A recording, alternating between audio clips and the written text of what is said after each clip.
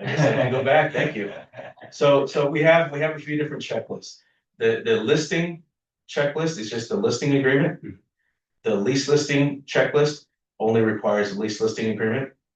And then the transaction checklist is the one that has all of the different forms that are required to close the actual transaction. And then there's a lease transaction checklist, which has a list of all the items you're required to close a lease transaction. But today we're going to cover the transaction checklist for sale. And this is for a transaction where a TDS is required, which is probably the majority of the transactions. The only difference between this one and a transaction where a TDS is not required is in place of the TDS, we're going to require the exempt seller disclosure. And in that situation, it would be like, you inherited the property and you're selling it. You've never lived in the property or you haven't lived in the property, so you don't know anything about it. So you're selling it now. So we don't require you to submit a TDS and a transfer disclosure statement and a seller property questionnaire. So instead, you're going to fill out the exempt seller disclosure.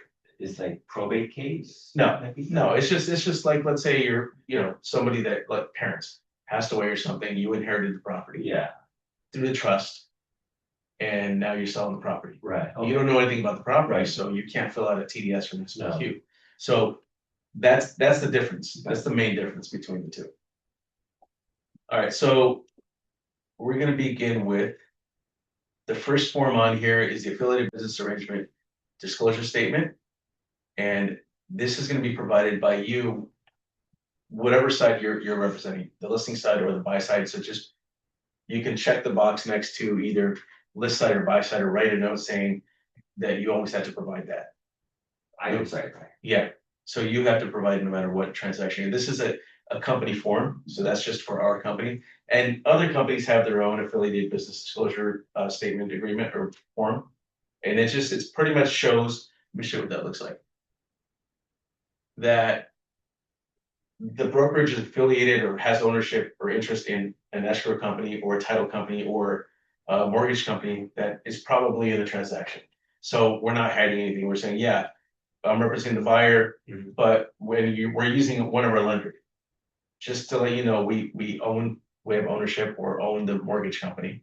So we're not hiding anything. We're not trying to like bamboozle you or anything like that. Just transparency. Yeah, it's pretty much letting them know, hey, we have nothing to hide. Okay, so again, buy side or list side, whichever side you're representing, we require that you provide this form. And there's going to be times where when you're representing the buyer, you're going to send this over to the list side for their seller to sign, and the agent's going to say, we don't require our clients to sign non-car forms, California Association of Realtor forms. So if that's the case, just print out a PDF of the email where they say they're not going to sign it, and then just upload this along with your buyer signed affiliated business arrangement disclosure statement to SkySlope when we ask for it. So in SkySlope, and I'm going to show you later, you're going to have to upload all the fully executed documents on this checklist. Yeah. Right. So if this is not fully executed, meaning signed by all parties, you're going to upload that form signed by your buyer along with the email from the listing side that says they're not going to sign it. Yeah. Okay. So the next one is the buyer representation broker compensation agreement. And when you're representing the buyer, the buy side is going to provide this. And this form looks like this. It includes a packet of forms, including the agency disclosure, which is a couple of pages, and then the buyer representation and broker compensation agreement. And let me zoom into this a little bit just to show you guys. And this is pretty much saying that the buyer is working with Coldwell Banker Platinum Properties, and then there's a beginning and ending date on it, and it cannot exceed 90 days or 3 months. And make sure you check mark exclusive, check the box here. And then you're going to cover single family. It includes condos and all that. What either a county or city or cities. So I would check the box next to county and type in Orange County. That covers every city in Orange County. So we're not going to go over the form, and then this is where you type in the compensation. So 2-3%, whatever it is you're going to charge them.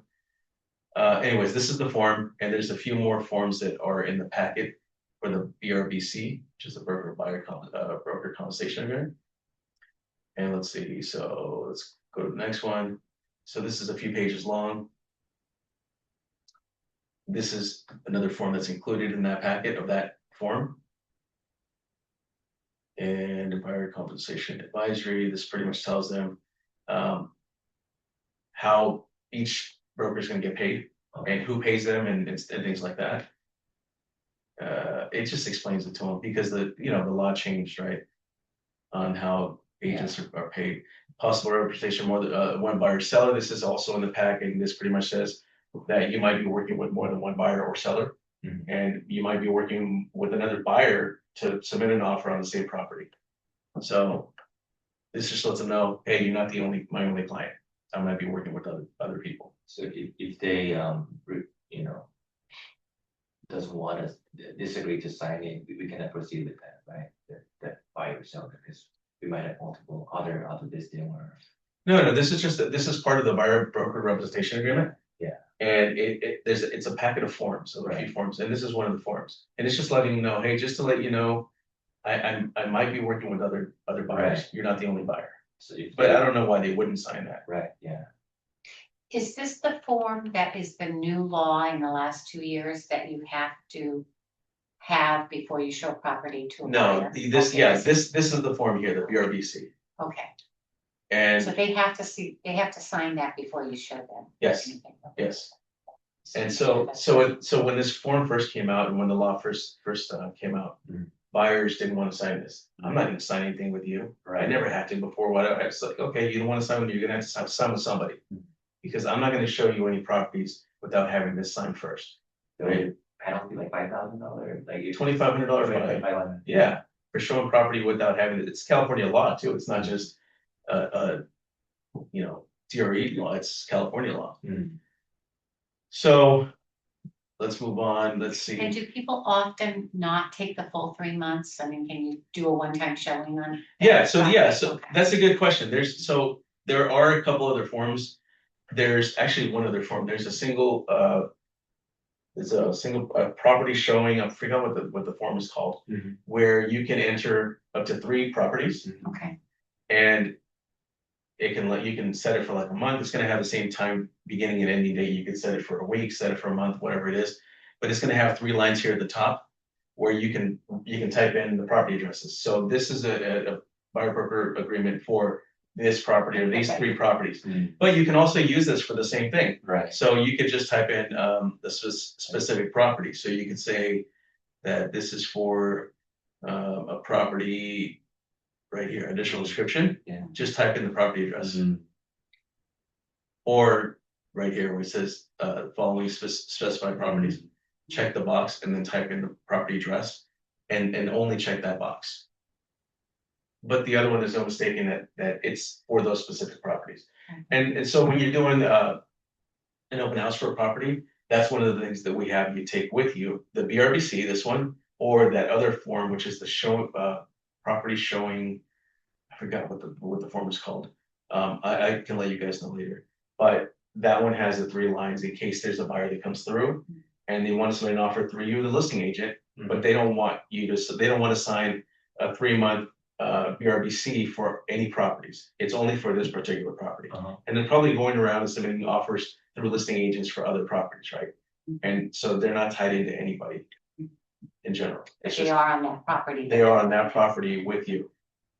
Yeah, because sometimes they're apprehensive about signing this.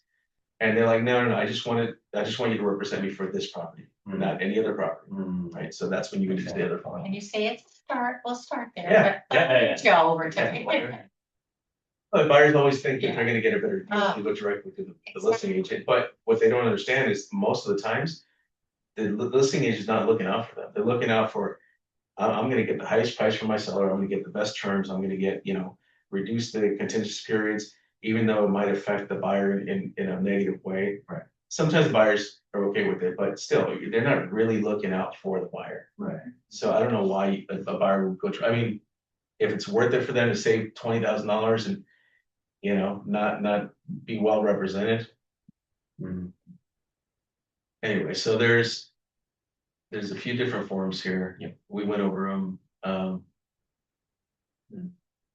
Consumer Privacy Act, pretty much saying that they're not gonna share any information with anyone else, other than the people involved in the transaction. So that's the buyer, okay, the buyer side. So you can check mark, buy side. The next form on the list is the agent visual inspection disclosure, also known as the AVID. And each side has to, generate their own. The listing agent and the buyer's agent have to generate their own, and it's a visual inspection of the property. And it's not, so typically there's gonna be a physical inspection of the property, you're gonna hire an inspector to come through, there's a termite inspector that's gonna come through. Yeah. This is an agent visual inspection, and it's exactly what it says it is, it's a visual inspection. So it's you walking through the property and noting any deficiencies in the property. It's not, Prior to taking a listing. no, this is when you're in a transaction. Oh, when, okay. Yeah, so I'm covering, these forms are all required to close your transactions, but Okay. once you open escrow, then you're gonna go through this checklist to make sure you have it before you close. So it's a visual inspection, it's you walking into the property, and let's say I walk into this room, I don't see any deficiencies, so I'm just gonna say no deficiencies noted in this conference room. Yeah. I'm gonna go over to the master bedroom. If I see a broken window, I'm gonna say, write down broken window in the master bedroom, right? If I go through the living room, torn carpet, okay, there's a tear in the carpet in the living room, so forth. So this form shows you, Forgive me, when is this done? When you go into escrow, you go back to the property Yes. again? Okay, Yes. that's another thing that's very different. because you're gonna show the property, right? And then you're gonna submit your offer, and 5 other people are gonna submit their offers. So at that point, you don't need to do any of this, because you're not in escrow yet. Okay. So once they accept your offer, then you have to do all these things. And can this be done when the buyers have their home inspection? It can, yeah, Okay. Yeah. But don't follow the inspector around when Oh, you do yeah. this. If you're gonna do it on the day of the inspection. Okay. Just start from the other side, because then you're gonna see the inspector writing certain things down and ask you questions to talk about it, and you don't know about this stuff, so. So you do request to go back to the property Yes. at a different time? Okay, Yes. different. And so this is not an inspection where you're gonna go under the sink and look for leaks. This is not that. Just a visual. You're not gonna go through and like, see, do all the light switches work? Okay. Do the door hinge, the locks work? This is not what that is. So what it is visual. Yeah, so again, walk through each room, and if you notice here, living room, if there's nothing, no deficiencies, just say no defects noted or no deficiencies noted. Don't leave it blank. If you leave it blank, it looks lazy and it looks like, did they really go through that room? And then, so like here, bedroom 1, you're gonna type in bedroom 1, bedroom 2, bedroom 3, and then maybe another identifier. I like to add like master bedroom. And then for bedroom 2, bedroom closest to stairs. Bedroom 3, other secondary bedroom next to master bedroom, and then whether there's a deficiency or not. So you want to identify it just to make it clear. And the same thing with bathrooms. Bathroom 1, downstairs bathroom, no deficiencies noted. Bathroom 2, master bathroom, I don't know, broken mirror or something, I don't know. So the things that you want to note are like broken window, broken tile, broken countertop, like torn carpet, missing screens, Torn screen. stains in the ceiling. And then one thing to make sure that you don't do is, don't say it's a water stain, because you don't know if it's a water stain. Just say yellow stain in the ceiling. If you see black stains, don't say mold, just say black stain in the ceiling or black stain on the wall, because then you're going into like more legal territory, and we don't want to do that. Because I'm not a mold expert, Right. right? So how do I know it's mold? So yeah, you can get yourself into trouble by doing that. So you're gonna provide one no matter which side you're representing, and we need one from each side. So okay, I got you. Yeah, if you're representing a Yeah. buyer, you have to fill one out. If Okay. you represent the seller, you have to fill one out. So you just request that to go back to the property, that's just so different from. Yeah, you have 17 days per the contract to do any investigations. The selling agent will say, yeah. Yeah, they have to let you in for any investigations throughout that contingency period. So, let's see, and then all these forms required for the buyer and the seller to sign. Except for the buyer representation agreement, only the buyer signs that, along with their agent, but most of these other forms are both sides. Agency relationship, okay, so now we're going to the purchase agreement. And the purchase agreement is gonna be provided by the buy side. Yeah. So check buy side next to that on the checklist. And this also is a packet of forms, which includes agency disclosure. Even though there's already an agency disclosure with the BRBC, this has agency disclosure, PRBS, like a few different forms that are already in that other one. But I don't know why it's redundant, why they're having you do it all over again. So anyway, you have the offer. And have you seen this before? No, So it's just want to just summarize it really quick. So on this first page, like the first 3 pages are gonna have everything that you need. The rest of the pages explain what this is. So it's pretty much who the buyer is, what property, parcel number, all that stuff. Who is the listing side?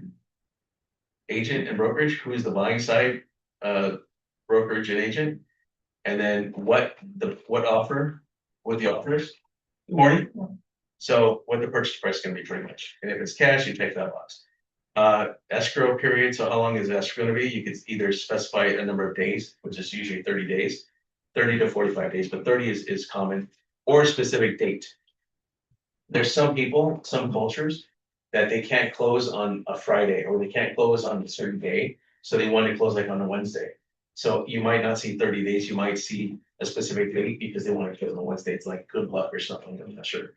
But that's how it is. And then like their initial deposit, and this is typically 3%. And then, let's see, loan amount, so if it's 8% loan, you're gonna write in what the loan amount is here. So everything's gonna add up to whatever the purchase price is gonna be here, right? All these numbers here. Just Type of financing, quick question, Yes. the loan amount, for conventional loan. Yeah.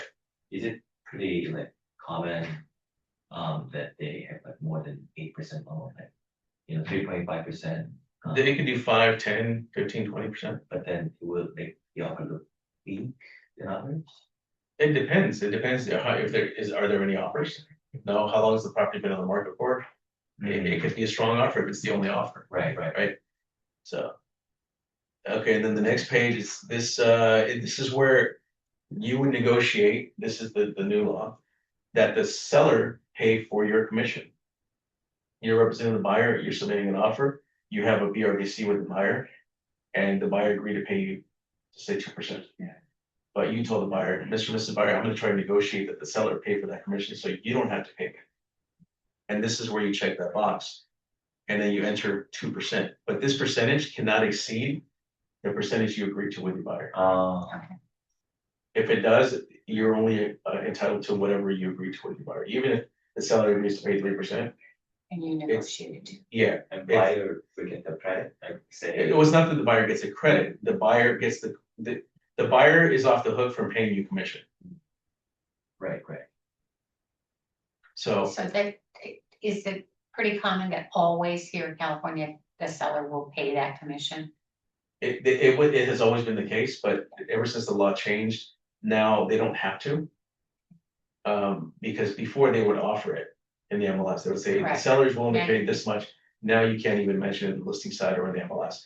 So this is your way of trying to negotiate that the seller pay for it, and right now, most sellers are paying the commission. Okay. And Yeah, okay. most of them are paying 2 to 2.5%, and then there's some that will, they'll pay 1, or some that won't pay any. So then the burden falls on the buyer to pay for it. But let me go back to the BRBC to show you guys something. Just, so I'm clear on this, so where, say you try to negotiate that out with the listing agent. And they won't move, the seller won't pay for anything.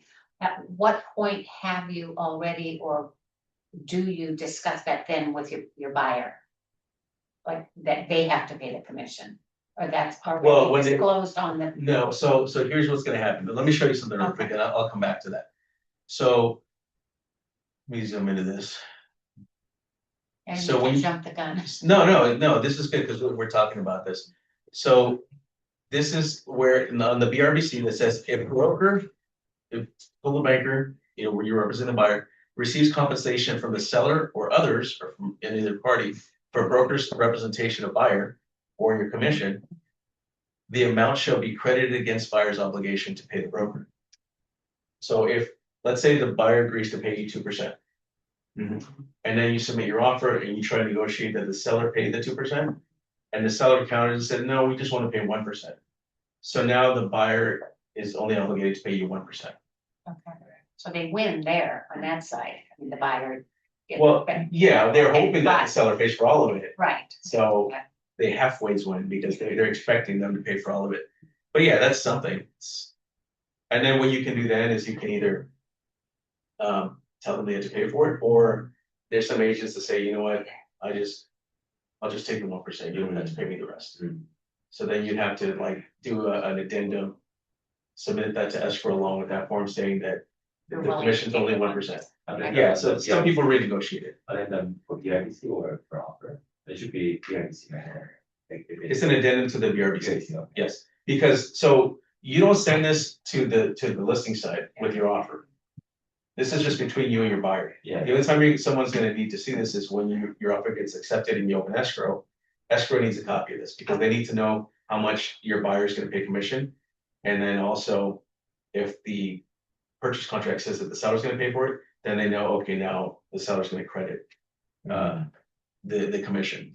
So is everything here in California followed by an addendum, that any changes? Addendum or amendment. Okay. So amendments to change it, something that's existing, and addendum is to Yeah. add to it, yeah.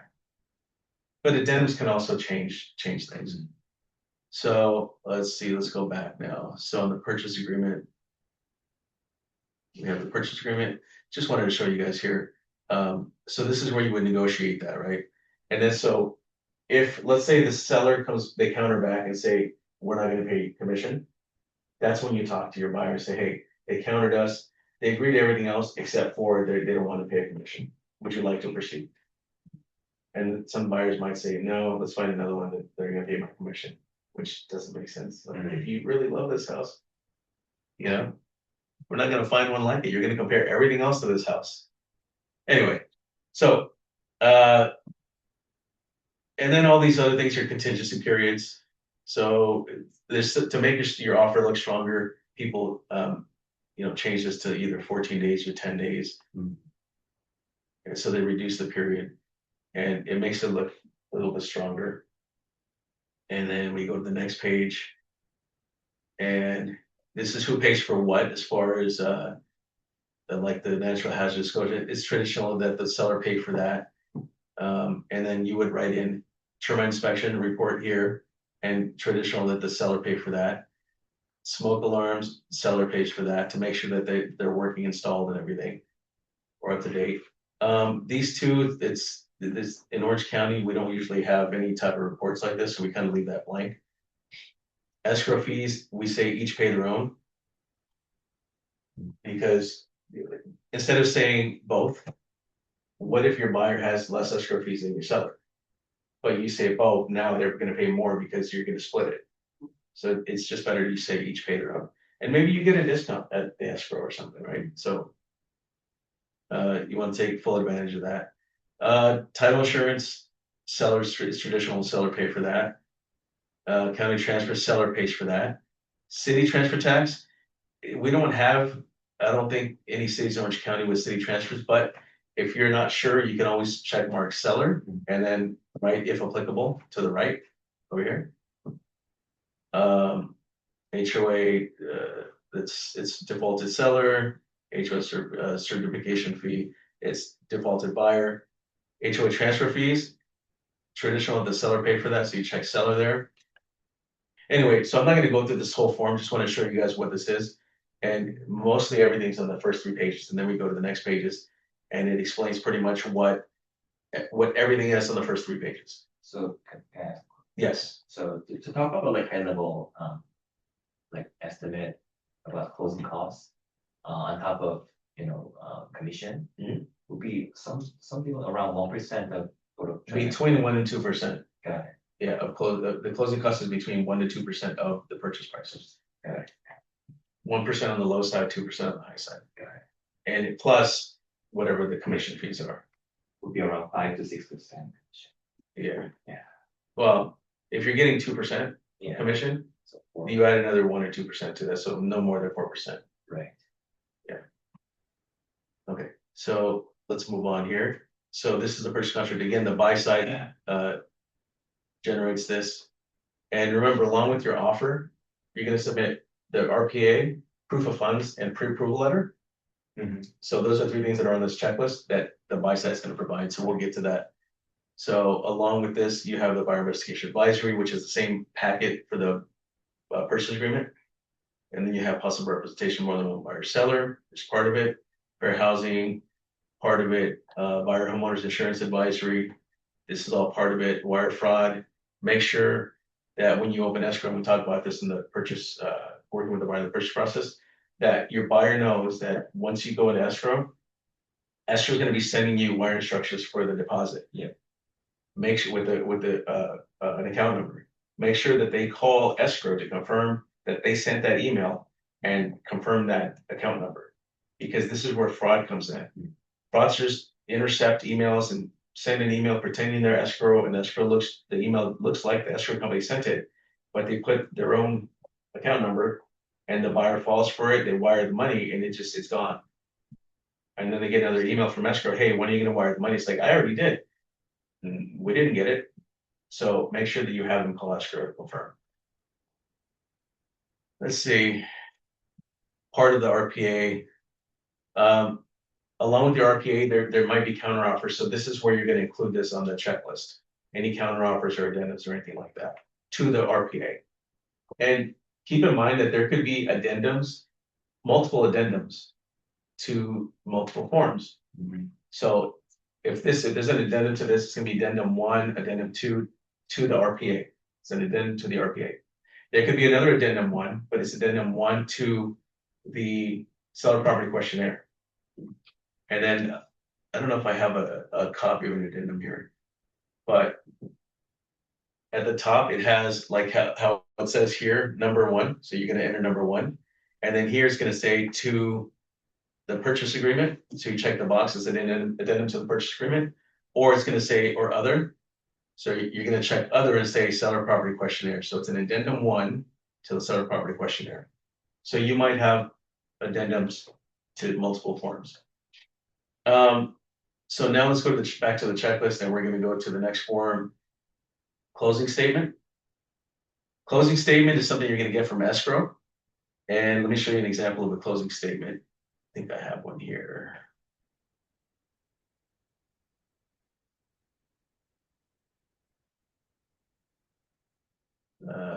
Closing statement.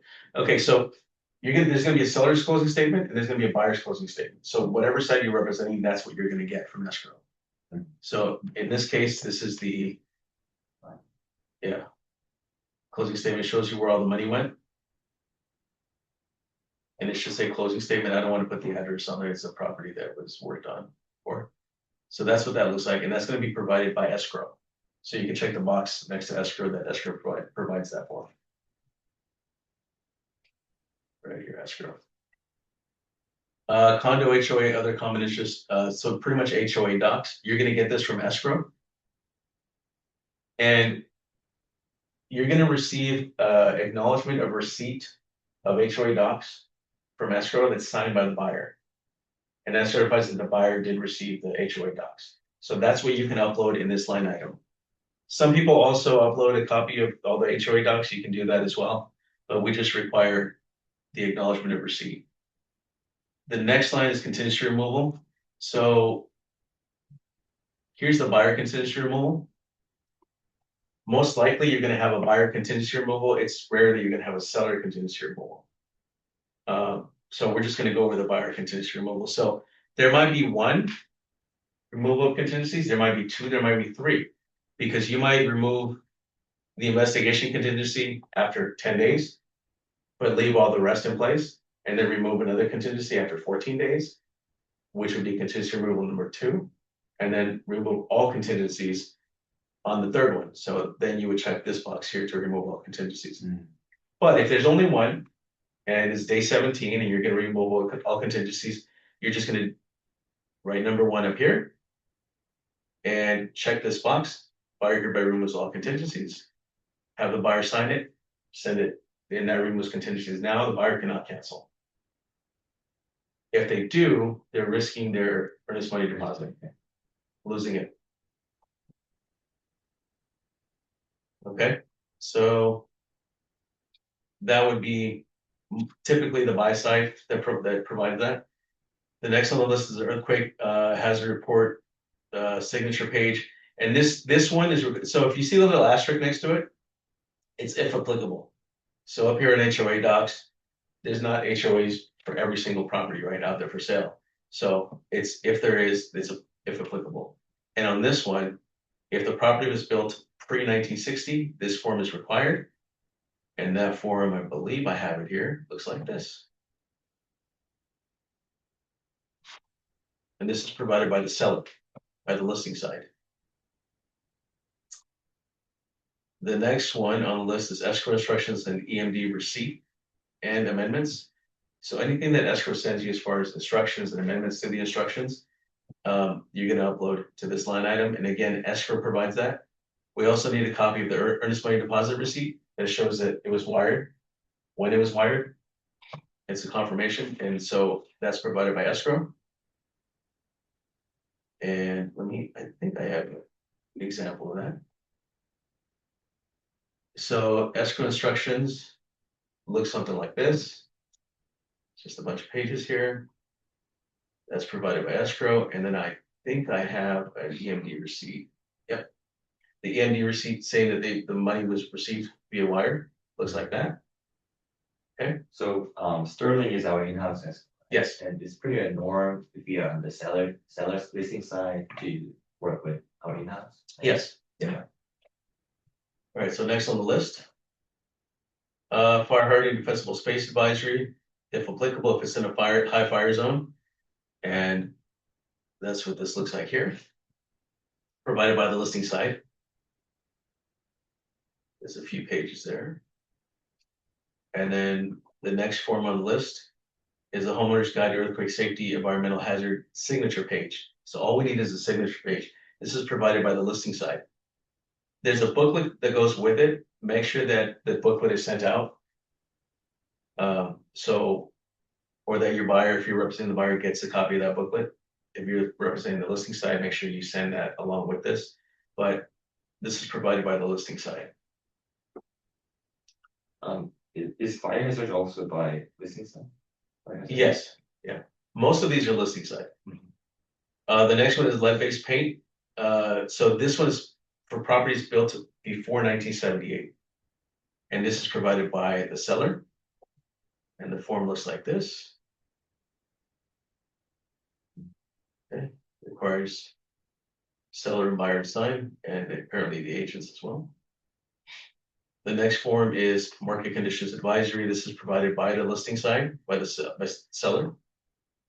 That form looks like this. It's just reading material pretty much, right?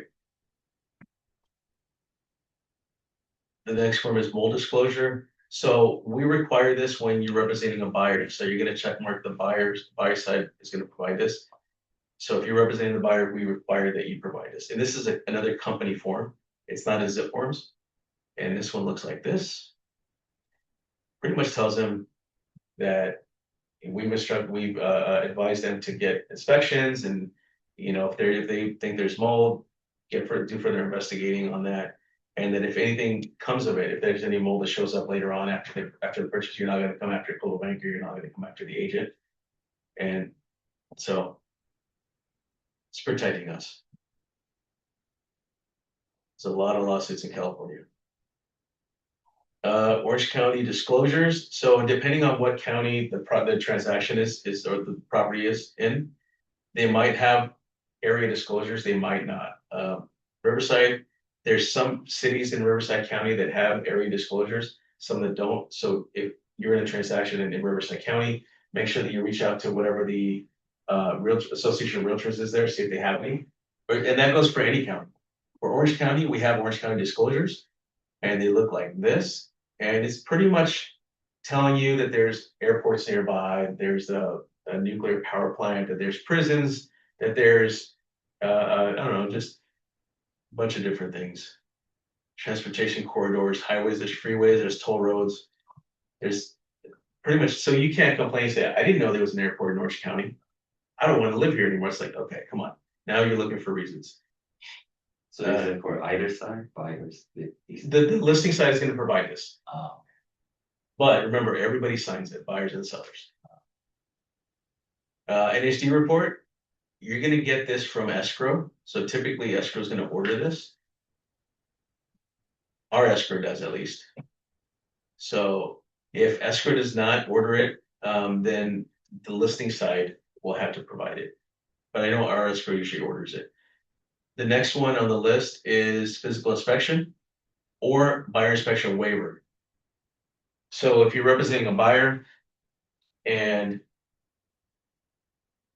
your buyer doesn't want an inspection, they're like, you know what, I don't want one. So you have to have them sign a waiver saying that you recommended it, and they realize that they're going against your recommendations, and they sign that.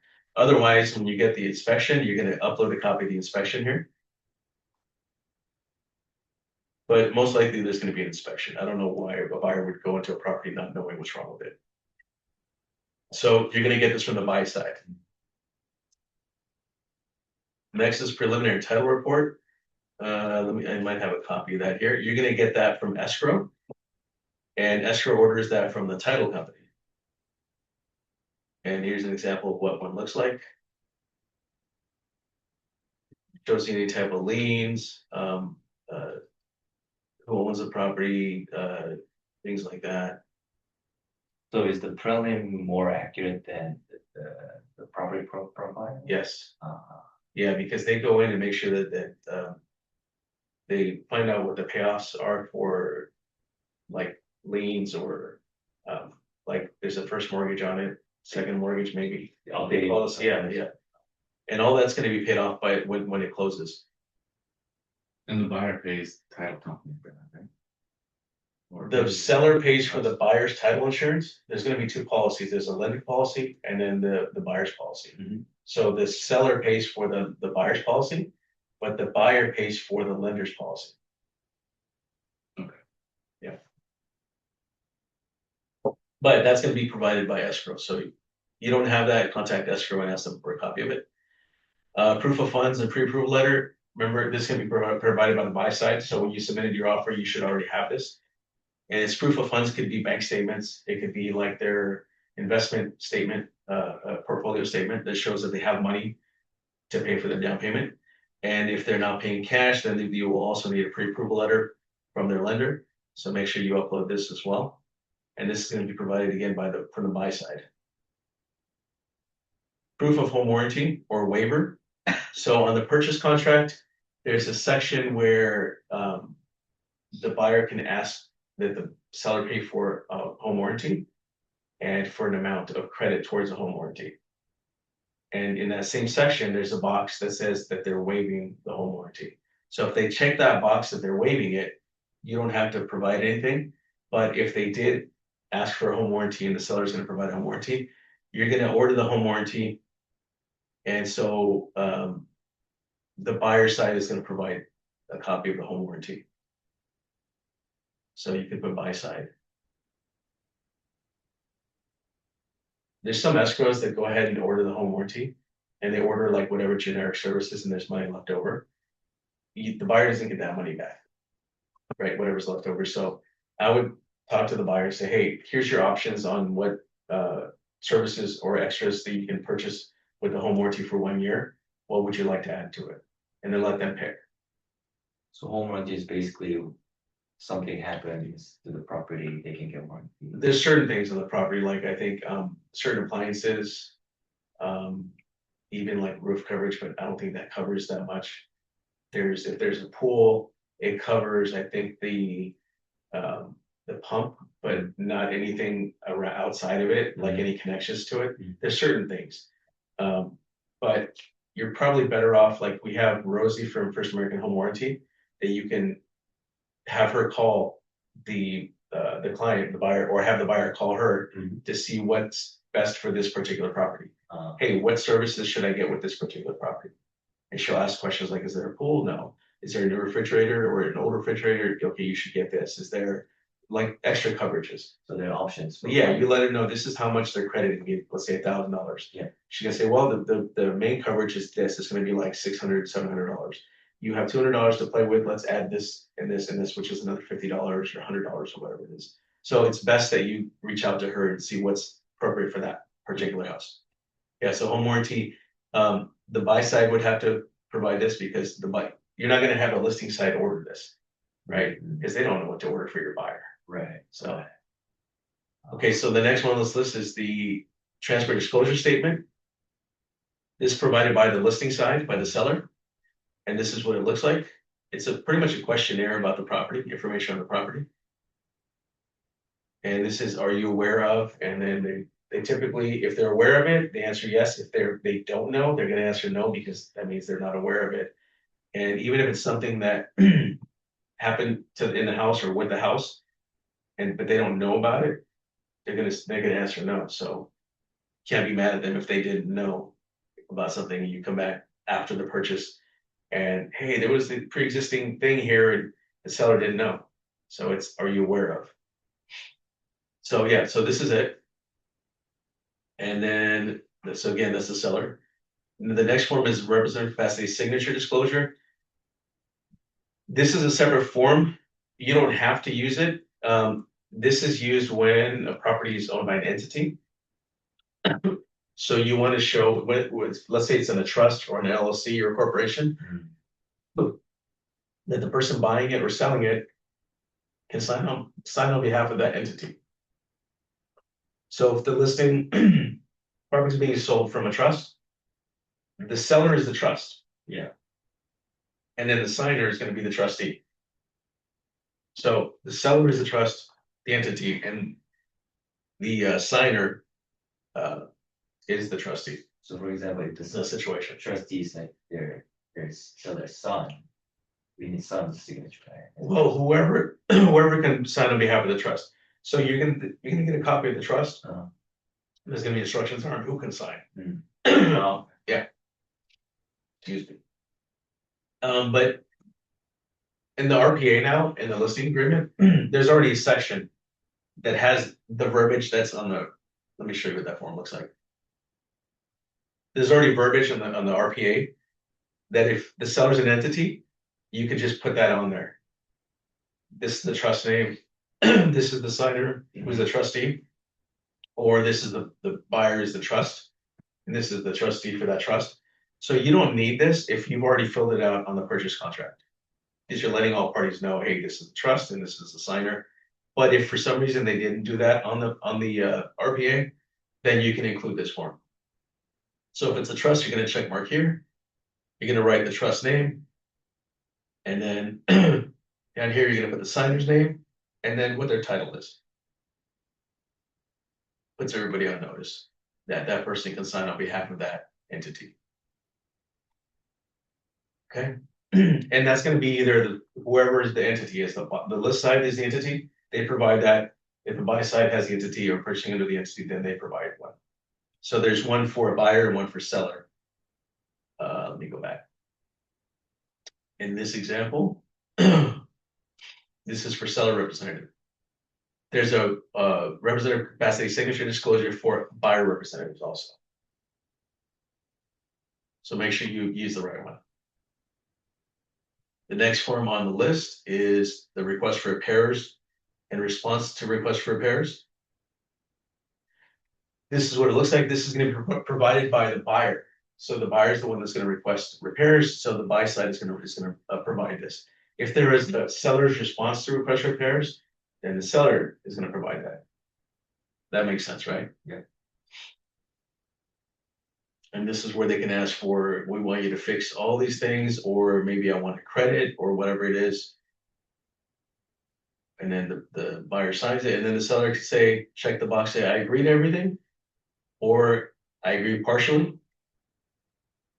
or seller agrees to everything except this. If the seller agrees to everything, they sign it, it's good. No further signatures needed or forms needed. If they agree to partial, the seller signs it, then the buyer has to accept that by checking the box and signing. If if the seller's providing a response to request for repairs, they're gonna check this box and sign it. And then provide the seller's response to request for repairs and then have their list of things that they're gonna do or not do or whatever it is.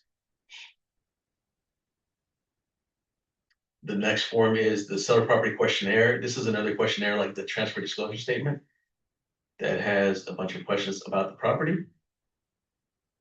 And this is gonna be provided by the listing side, by the seller. Like, within the last 3 years, has there been a death on the property? I mean, there's a bunch of questions here about the property. So the listing side, signed by all parties at the end.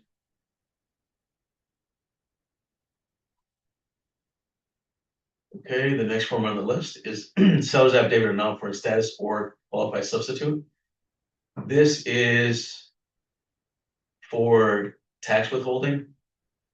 So the seller provides this, and the one is required for each seller. So there's husband and wife they're selling, we need one for the husband and we need one for the wife. And this is provided by the list side again. Okay. Solar advisory questionnaire. If applicable, you see that asterisk there, if there's solar panels on the property, then this is required by the listing side.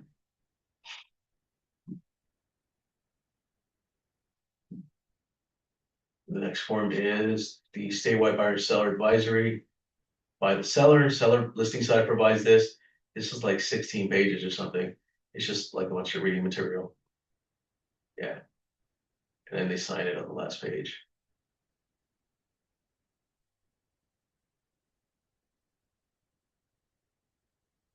Okay, the next is termite inspection or in clearance or the waiver, or the buyer inspection waiver. And I believe I have the waiver here. So this is the buyer inspection waiver that you can use if they elect to waive the regular inspection. They initial here and they sign at the bottom. Okay. If they elect to waive the termite inspection, they're going to initial here, this line, and sign at the bottom. If they choose to waive the physical inspection and termite inspection, they're going to initial here, A, B, and then sign at the bottom. Or you can provide a termite inspection and upload it in this line item. See if I have a copy of a termite inspection. Right here.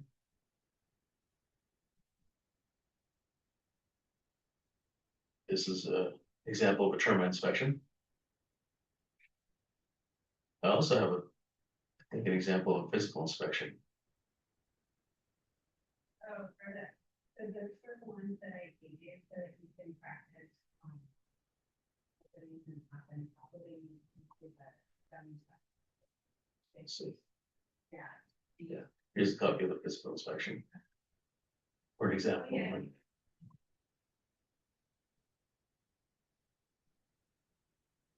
All right, so let's go back to the checklist. Trust advisory, if the property is in a trust, this is going to be provided by the listing side, and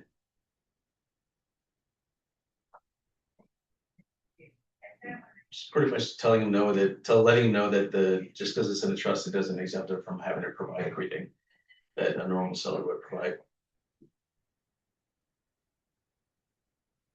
Let's see, miscellaneous, if there's any other forms or documents that the other side that you're in the transaction with, that their company requires, but we don't, you can just upload them here. Verification of property condition, this is provided by the buyer side. It's the final walkthrough. And where do I not have it? I don't have a copy of it. So the final walkthrough is pretty much the final walkthrough is done 5 days prior to close of escrow. And it's to make sure that the property is in the condition that you agreed to when you purchased it. And or if that any repairs that were agreed to are complete by that date as well. Before closing. This is done by buyer. This is, yeah, provided by the buy side. And again, once your buyer signs it, you send it over, you get the seller's signature on all these forms. Okay. And if for some reason the listing side didn't send you some of these advisory forms, you can just go ahead and print them out or have your buyer sign them, send them to the listing side, have their seller sign it. Because there's nothing to be filled out, it's just signatures. Yeah. Right, acknowledgements. Water conserving plumbing fixtures and carbon monoxide detector. This is provided by the listing side. And this looks like this. And that's it on the checklist. Oh, notice the buyer to perform, if there is one, if applicable. Looks like this. And notice the buyer to perform would be like to remove contingencies. This is what it's usually used for. To remove contingencies. So let's say it's day 17 and the buyer hasn't removed contingencies. The list side can send this to the buyer side and say, hey, we're giving you 2 days to remove contingencies. If you don't, we're gonna cancel on the third day. And the seller can cancel unilaterally after sending this on the third day if the buyer does not perform. But you send that notice to buyer on day 15. Well, you can send it anytime after day 15 or after. So the earliest you can send it is 2 days prior to that performance date. Yeah. Of that contingency. Right. So if they said they're gonna remove contingencies on the 10th day, you can send it on day 8. Yeah. If it's 17 days, you can send it on day 15. So this is provided by the seller. I believe there's also a notice of seller to perform as well, but that's not used as much. Then there's cancellation of contract if the contract's gonna cancel for some reason. Do I have a copy of that here? Yep. So if the buyer wants to cancel or the seller wants to cancel, this is what they would use, this form. And this is not required, this is just one of those if applicable. Neither is notice to perform. And then the cancellation is gonna be either party, the list side or the buy side, whoever's canceling. Sometimes they're gonna agree to cancel, sometimes they're gonna cancel unilaterally, maybe the buyer is gonna cancel or the seller's gonna cancel. So Buyer can cancel, like, just change of mind before contingency removal, right? yes, For whatever reason. yes. Okay, so let's, Once the contracted, the parties are in escrow, can this, after the 17th day, can the seller, under what circumstances could he cancel that contract if the buyer does not perform, only? yeah, I'm gonna show you right now. I have transaction timeline, which is this. Okay, Great. so here we go. So acceptance is day 0. Which means like and acceptance is when is acceptance? Email sent, What email? offer, seller accepting the offer. Yes. Or buyer accepting the offer, one of them, because if there's counter, Counter. whatever the final acceptance is, when that is delivered is acceptance date. So it might have been signed yesterday, but it was emailed today, so today would be acceptance date. You're talking about the contract being Yes. emailed, okay. It delivered. So that would be acceptance date, when the acceptance is delivered. So that was, so like, let's say it was delivered today, I sent it over to the manager, I'm representing the seller. Seller accepted the offer, we sent the acceptance over to the buy side. Today's day 0 accepted, so tomorrow's day 1. So this is how it works, and this is based on the default language on the purchase contract, based on the 30-day escrow. So within the first 3 days, this needs to happen. Buyer proof of pre-qualification, which you've already sent with your offer, where you represent the buyer. Proof of down payment, which you've already sent, proof of funds. Buyer has to deposit the money, their deposit to escrow, their earnest money deposit within the first 3 days. Buyer seller evidence to act as responsible capacity. So pretty much like if it's in a trust, you need a copy of the trust. Or any type of LLC documents, if it's an LLC. Seller request HOA, so at this moment, seller has to order HOA docs, but that's ordered through escrow, so escrow will do that. Again, this is within the first 3 days.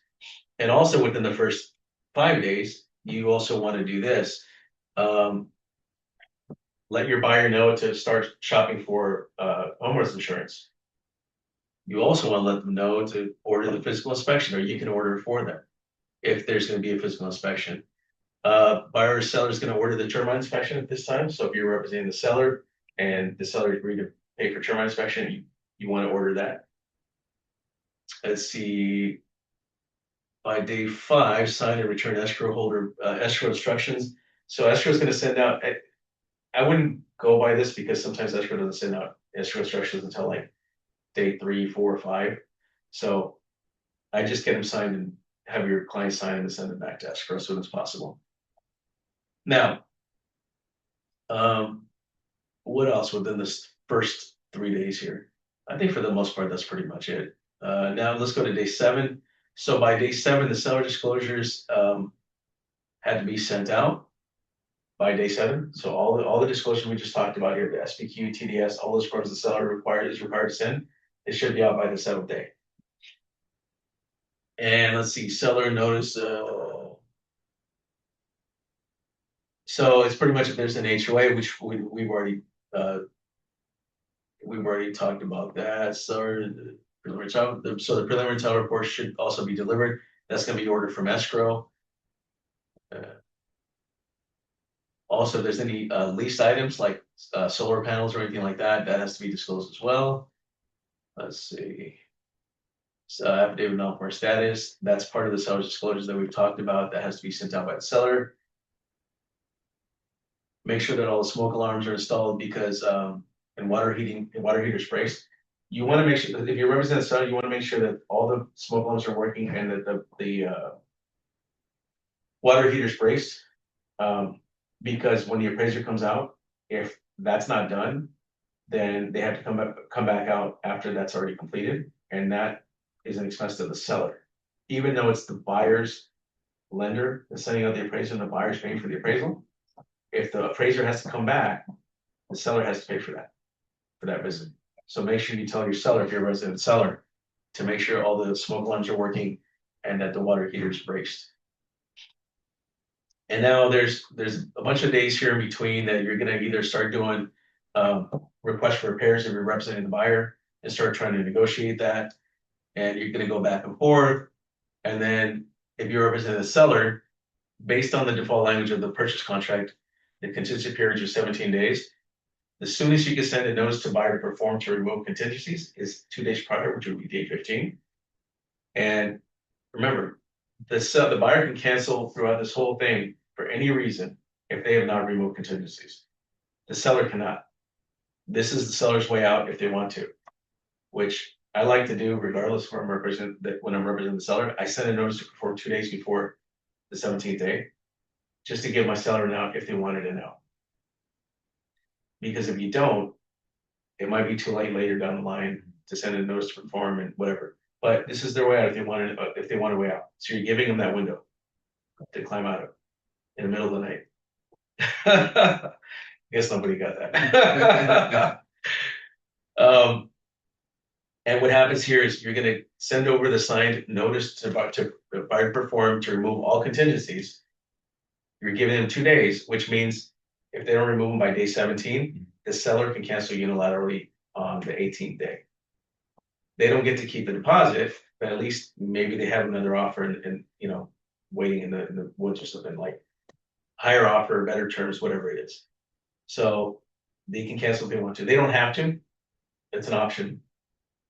Or they could just not send a notice to buyer perform and then just, be a little easier going and, hey, the buyer needs a few more days. Okay, it's fine. We'll give them a few more days, whatever it is, right?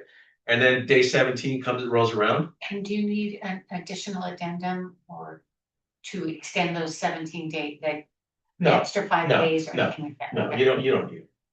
I mean, if the seller sends a notice to buyer perform and then the buyer says, I need a few more days, I would feel better as a buyer, like getting something signed saying that they're, Right. yeah.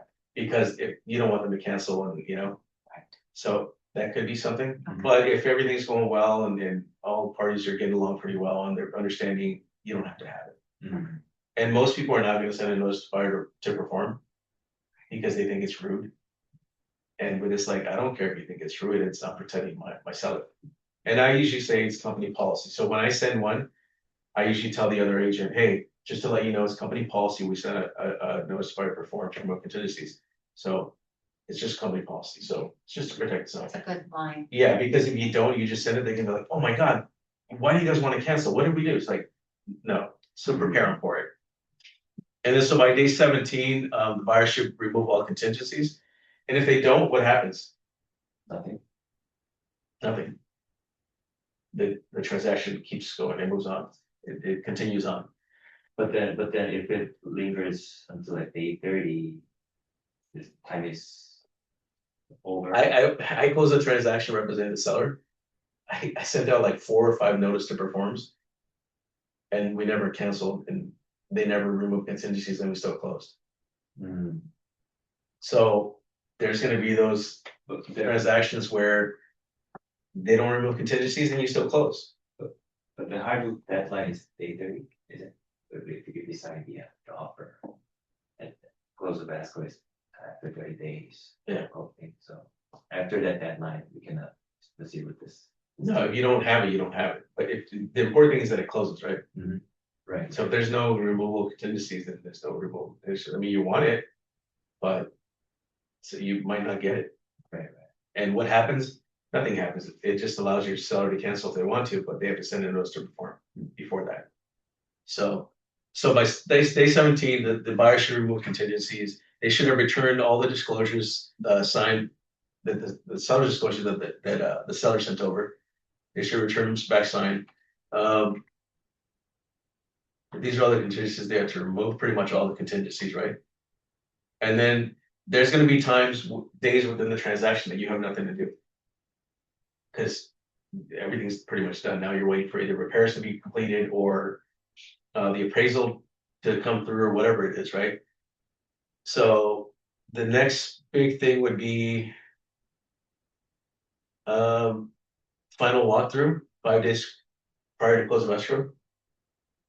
Take your buyer, go through the property, make sure that it's in the condition it was agreed to, make sure that maybe there was things that were included with the sale, make sure they're there, and make sure that any repairs that were agreed to are complete.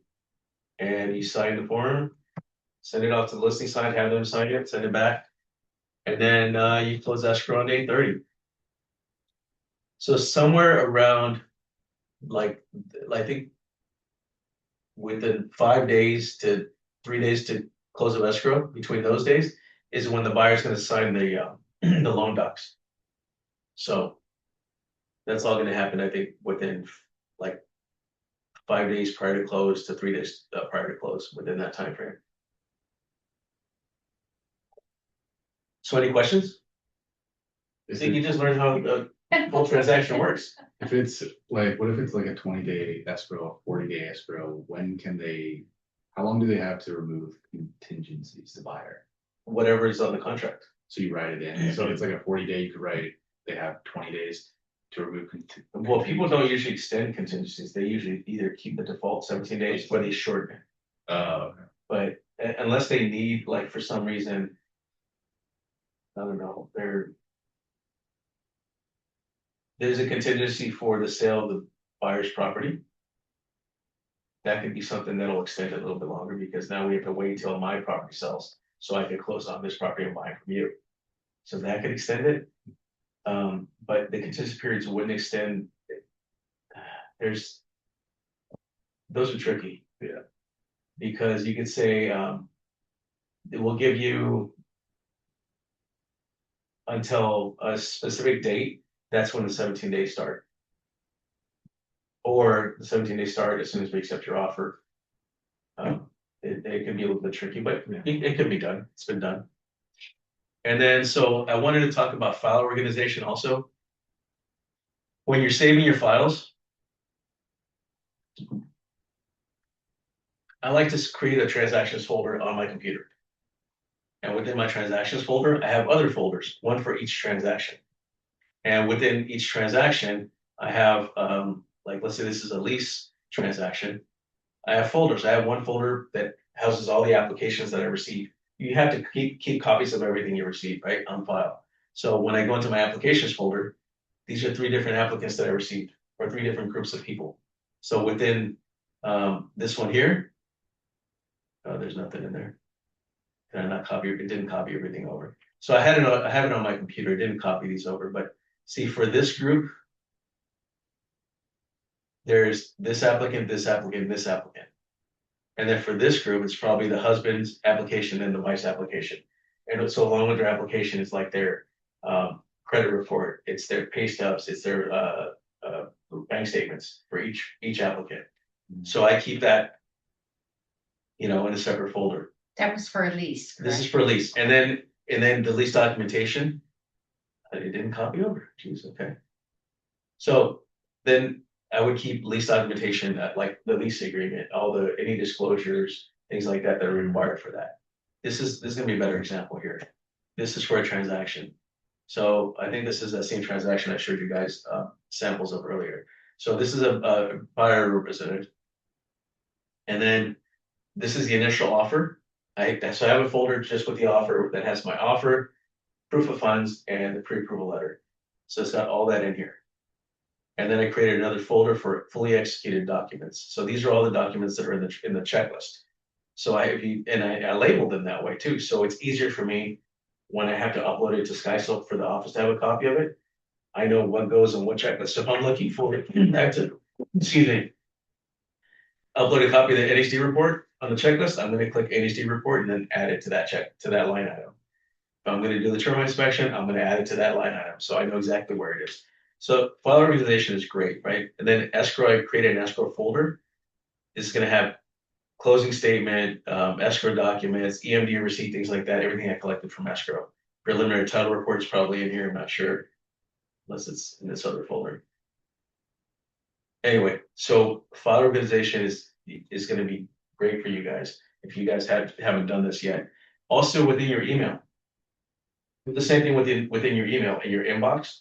Create another folder that's labeled transactions, and then within that transactions folder, create the subfolders for each listing or for each transaction. And then any emails that you receive for that particular transaction, put them into that folder. Because it's easy, trust me, it's much easier to look through that folder for a specific email that you're looking for than to look through your whole inbox of all those thousands of emails that you have in there. So any emails from escrow, from the other agent, from the lender, from title, from wherever for that transaction, put them in that transaction folder. So any questions on that? Nope, okay. And then one last thing I wanted to show you guys quickly how to create a transaction in SkySlope. So SkySlope is a transaction management system where you're going to provide us as a brokerage a copy of all the fully executed documents on the checklist. And so we can close the file and you can get paid.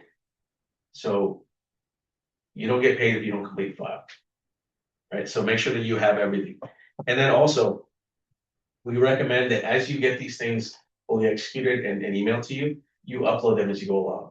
Because I log in every day and I check to see what's been uploaded, and then I let you know, hey, you're missing a signature here, or this is the wrong form, or whatever it is, so you can rectify it as soon as possible. So you oversee all Yes. this work. Yeah, so if you wait until it closes to upload everything, and then we find out that you're missing a form or you're missing signatures on a bunch of forms, it's gonna be so hard for you to get that from the other side. They're gonna be like, hey, we're done, we're not gonna do anything else. I already made my money, I'm done, I'm in Mexico, or, I'm in Vegas, so I was spending my money. So make sure you upload them as you go along. So when you go to SkySlope, you're gonna click on login and click on SkySlope. Don't do any of these other ones. Make sure you click SkySlope. Yours is gonna look different from mine. Mine's the admin side. So what I do when I'm auditing, when I'm making sure you have everything, I go to documents to review. And then it tells me, hey, this person just uploaded one document, I'm gonna review it. So I'm gonna go in every day to make sure that you guys uploaded what, I'm not gonna check on you personally and say, hey, did you upload your stuff today? It's only gonna show me what's been uploaded, right? So what you're gonna do is on your end, it's gonna look different than this. On the home page, you're gonna scroll to the bottom of the page. On the right, there's gonna be a button that's gonna say create new or something like that. And then you're gonna create a new transaction. So if it's a listing, you're gonna create a new listing. If it's a transaction, you're gonna create a transaction. But I wanna show you what that looks like. So you're gonna click on the create transaction. It's gonna ask you a bunch of questions like, representation is a purchase, or you represent, well, if it's a transaction, it's gonna be a purchase, right? And then it's gonna, I'm not gonna go through the whole thing, but it's gonna ask you, what's the property address? Who's the buyer? Who's the seller? Who's the other agent? What's the purchase price? What's the acceptance date? When does it close? What's the commission you're getting? And after you answer a few questions, it's gonna give you this checklist that I showed you right here. And then you can upload, let me go back to a checklist here to show you what that looks like. Here's one. So this is what the checklist looks like. So what you're gonna do is you're gonna click on, oh, I have to do the market conditions advisory, I'm gonna attach. I'm gonna go to my folder, upload. I have it saved on transactions. Executed, so market conditions advisory, let me see if I have it in here. Should have it in here. It's probably all in one PDF. But anyway, then I would select it from here and then I'd open, add it, and then it's gonna put it into that item on the checklist. And then you're gonna see that it needs to be approved. This one, I've already approved it, so it's just gonna show up in green. But anyway, this is what it looks like. So do I need to upload starting from BRBC, like whenever I sign BRBC? No, just when you go in escrow. Escrow. When you go in escrow, then you're gonna upload your BRVC here, so, So we're seeing that you've approved it. yes. We've sent, okay, and, okay. Yeah, so that's what it looks like. So let me show you what it looks like when it's waiting for my approval. This is on my end. I don't know what it's gonna look like on your end, but let me go into Holden's But here. we will see that whole See, list. this one says pending, so I have to approve this. So that's pending. So let's look at it here. So I'm gonna go through here just to show you guys what my process is. And I'm gonna go through, so this is what I'm checking the move in, move out form, or the move in inspection form. It's a terrible scan, but I can read it, so I'm gonna go, okay, initials. Oh, God, I might have them resubmit this. But, everything's filled out, initials. Then I would say accept or reject. If I reject it, I'm gonna give you a reason why.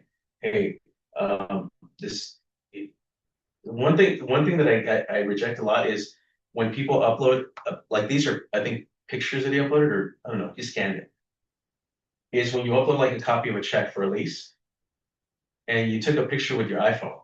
Mhm. And then you have pictures that are iPhone format, which are, HEI, yeah, HEIM. I can't open that. Uh, I can open a JPEG and I can open PDF. If you guys upload that, Can you go to mine? I just uploaded a copy of checks from Shweta. right? It's in there now? Yeah. I just did it now. Oh, there it is. Okay, that's fine then. Yeah, so here's an example of his, okay. So a copy of checks for a lease, okay, they're both there, I'm gonna accept it. And then now he's missing the move-in inspection form. So I'm gonna say, yeah, it's already under there, missing the move-in inspection form. And then I'm gonna move on from that. So now I just have one person to check here, which I'll talk to him about that.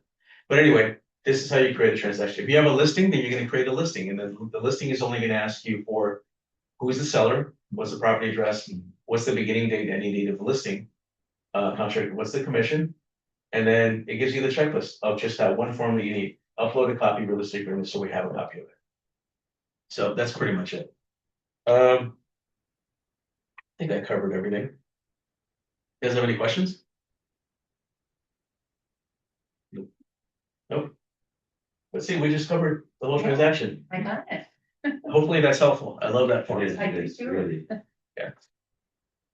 All right, so I guess that's gonna be it. And we'll see you guys next week.